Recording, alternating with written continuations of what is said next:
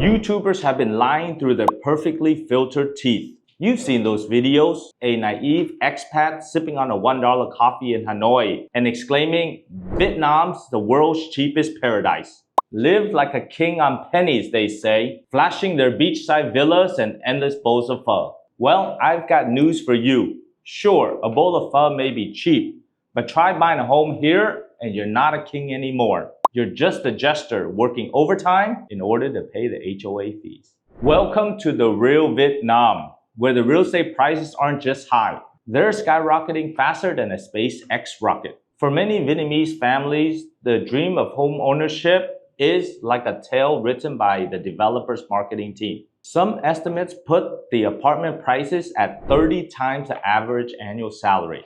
And that is obviously not the plot twist that the $1 noodles, $200 rent crowd wants you to hear. Today, we're going to rip off the sticker price and look at the invoice underneath. Upside down supply, speculation games at land auctions, legal issues, and national love affair with real estate as the only safe investment. By the end, you know why Vietnam real estate is so expensive, whether it's a scam that is waiting to happen, and if you should even bother buying or just rent and run. So let's get started.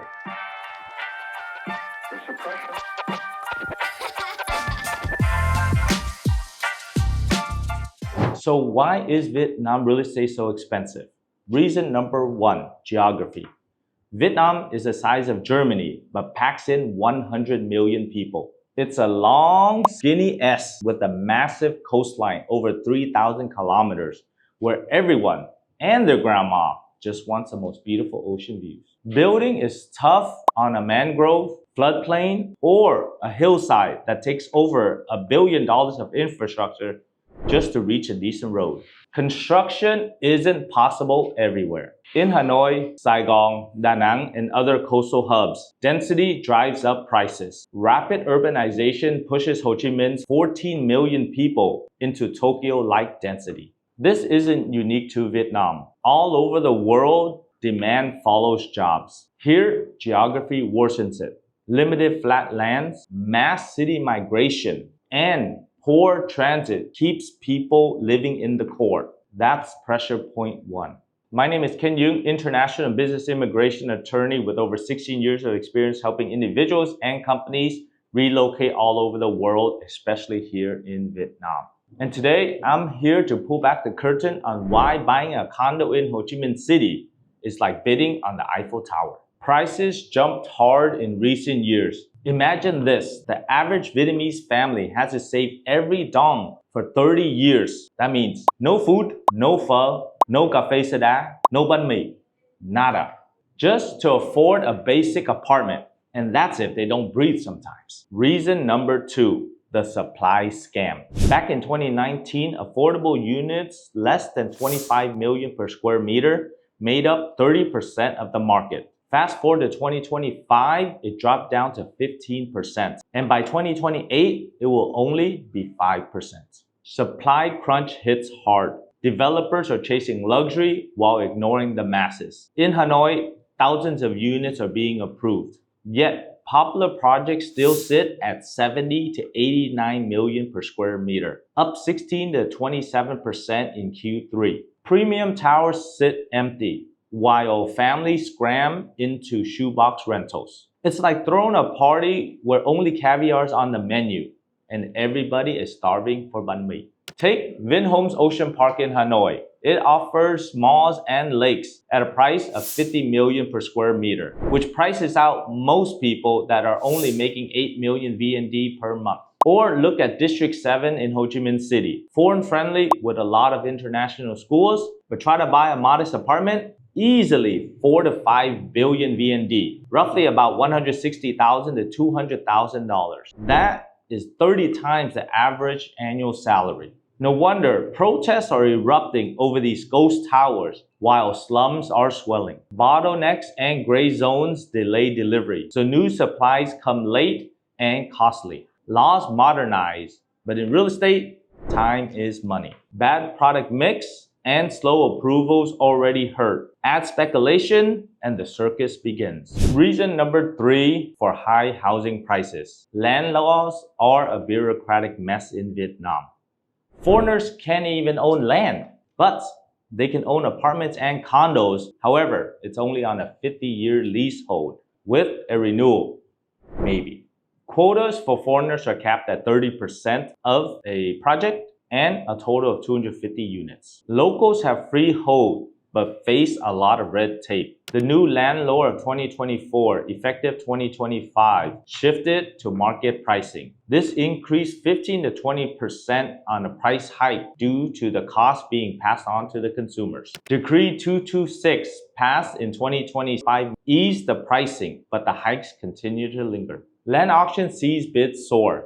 The winners are walking away. For example, last year, a Ho Chi Minh City plot tripled in price and thus the flippers profited. However, the cost of the apartments are higher because they pass it on to the consumers. Even though the consumers buying at a high price, the slow approvals are being caused by resettlements, permits, and bad maps. It's not just the big fish. Unlicensed brokers and interest groups are pushing prices up, creating artificial scarcity. The results look like growth, smells like growth, but underneath, it looks like price distortion. This causes distortion in mortgages and also household planning. And here is where it gets fascinating. With no Zillow or Redfin equivalent, there's zero transparency.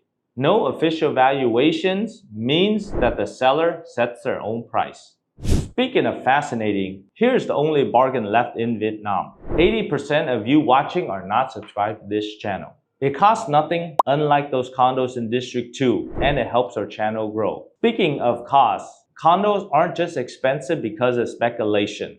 Nothing drives up the price like foreigners with deep pockets. Another reason is foreigner fever grips Vietnam.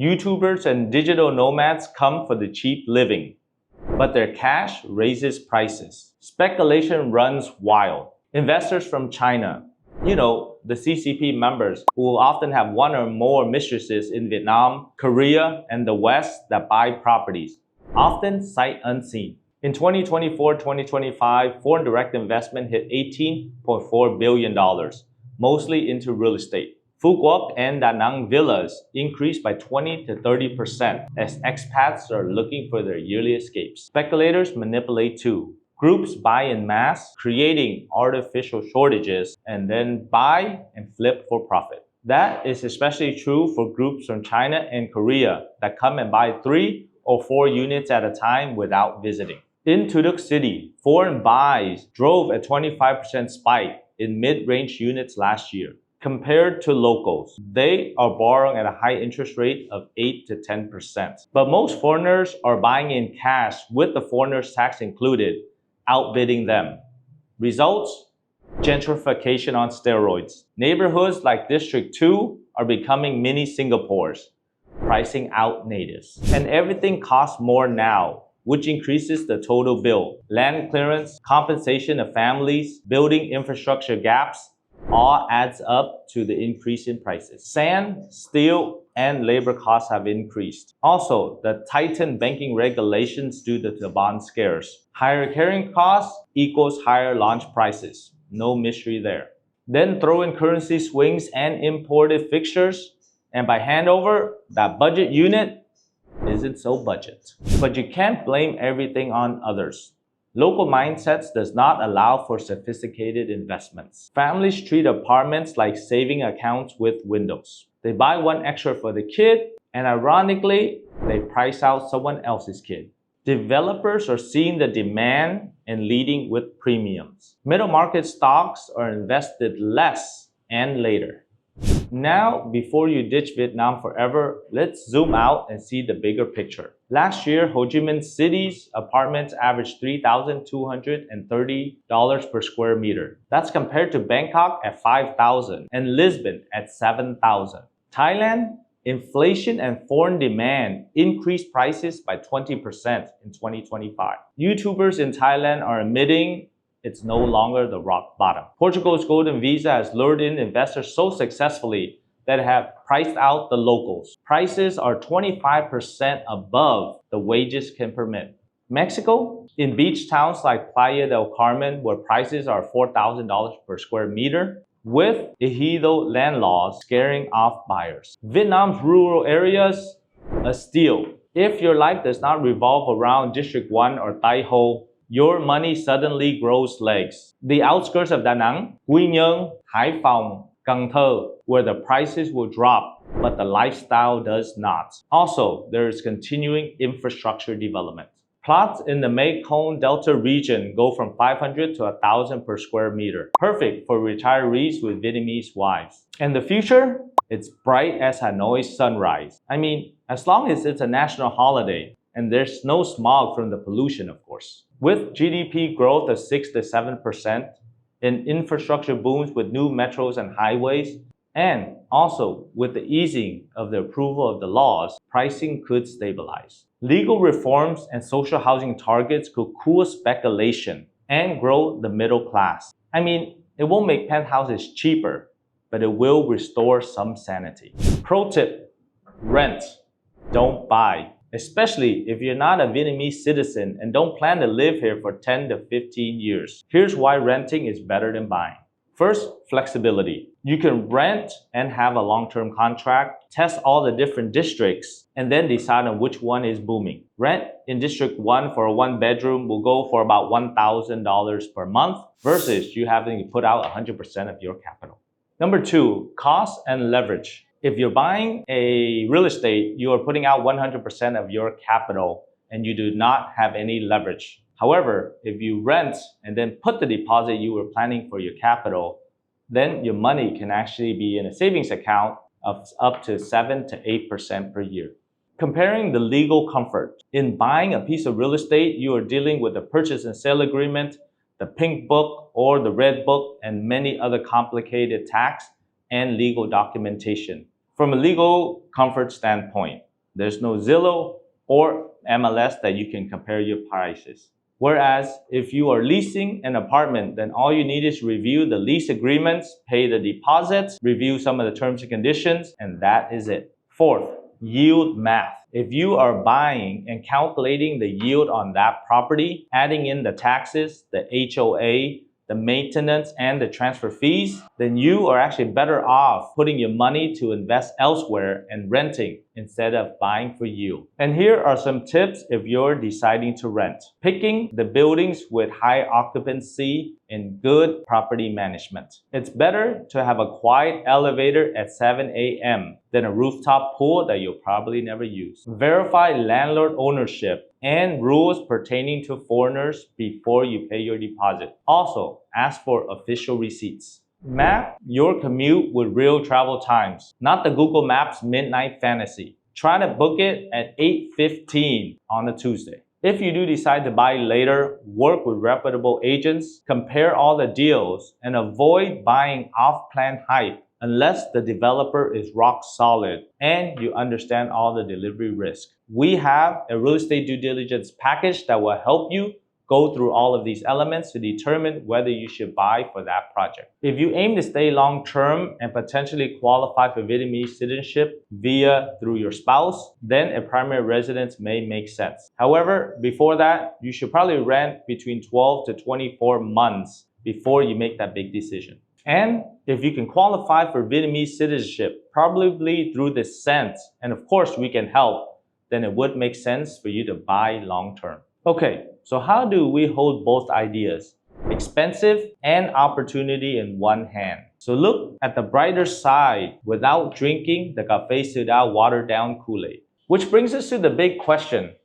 If Vietnam is not the cheapest, why are so many people still moving here? Because value isn't just about price, it's growth. It's energy. It's about the infrastructure development in the roads, metros, airports, data centers, and all the technology-driven areas. While the food tastes like your favorite holiday and the people are building right in front of you, the international financial center. If you earn abroad and living here, your money stretches a long ways. If you earn here, there's a ladder to climb. And you need policy to meet you halfway. That's why the conversation about speculation, social housing, and the supply mix matters. It's not about dunking on the developers. It's about aligning a booming economy that makes houses that people want to live in. So is Vietnam's real estate a trap or a treasure? Let's wrap this up. Vietnam isn't the fairy tale bargain that the thumbnails promised. It's a tough place with real rules. Because the real estate market value has hit $47.59 billion in 2025.